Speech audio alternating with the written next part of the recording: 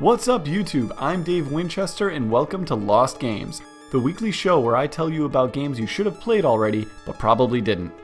This week's game is one that came out just last year and is one of my personal favorites. Developed by DONTNOD Entertainment and published by Square Enix, Life is Strange is an episodic adventure game very similar to Telltale Games' The Walking Dead series or Quantic Dream's Heavy Rain. Sounds pretty great, right? So why haven't you played it or even heard of it? I'll answer that question and explain why you should go out and play it right now.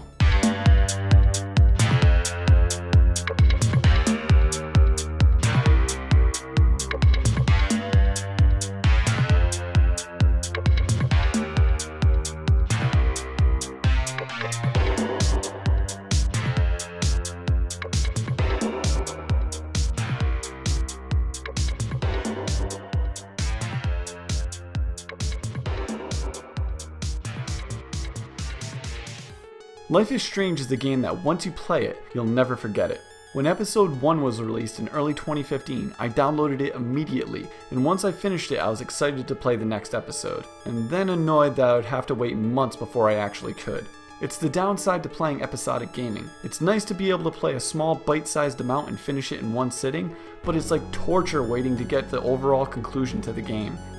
As the episodes trickled out every few months, I was drawn more and more into the world of the game, and really began to care not only for the main characters, but also for the people of Arcadia Bay, the fictional Oregon town where the game takes place.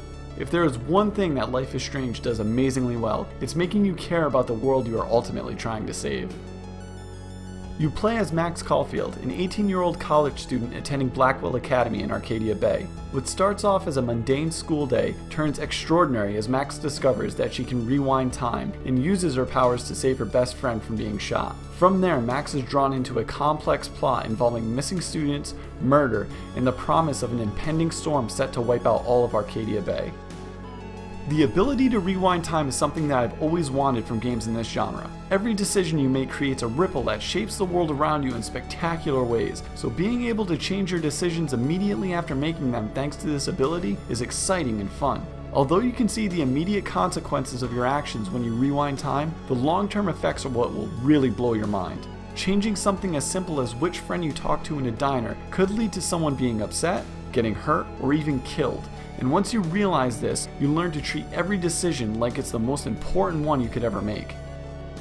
Max can use her time manipulation abilities to solve puzzles too, where most games in the genre just have you walking around, making decisions, and doing QuickTime events. Life is Strange replaces QuickTime events with actual gameplay and puzzle solving. It's a step forward in a genre that treats games more like multiple choice television shows than a true interactive experience.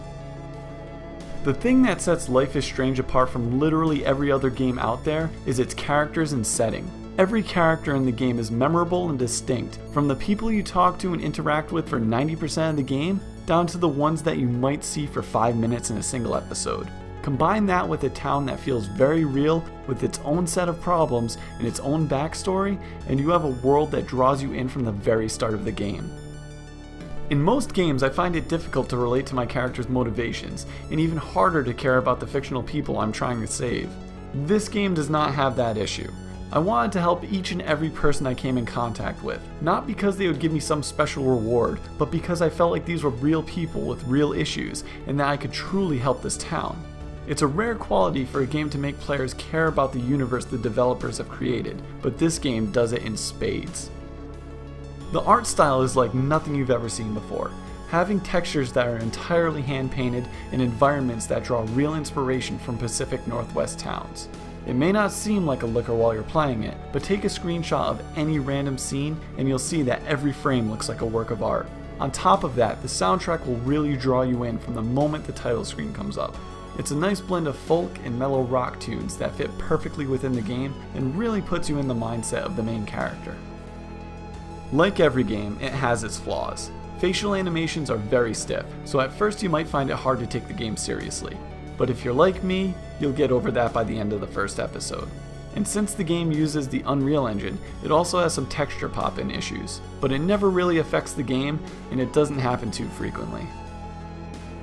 Life is Strange is made special by the sum of its parts. The story, art design, music, and gameplay all come together, creating a game that not only tells a great story, but also puts the player in someone else's shoes and does an excellent job of making you care for not only Max, but everyone around her.